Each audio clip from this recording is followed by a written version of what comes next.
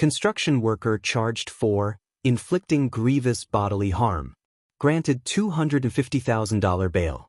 Ravindranath Prabhu, a 29-year-old construction worker from Lot 378 Success Railway Embankment, East Coast Demerara, was arrested on March 29, 2025, and charged on April 2, 2025, by officers from the Bitterverwagding police station with the offense of inflicting grievous bodily harm, contrary to Section 50 of the Criminal Law, Offences, Act, Chapter 801. Prabhu is accused of committing the offense against a 42-year-old male construction worker from the Success squatting area on March 10, 2025, at Success Railway Embankment, East Coast Demerara. The accused appeared today at Sparendam Magistrates Court No. 2 before Magistrate Abigail Gibbs, where the charge was read to him. He pleaded not guilty.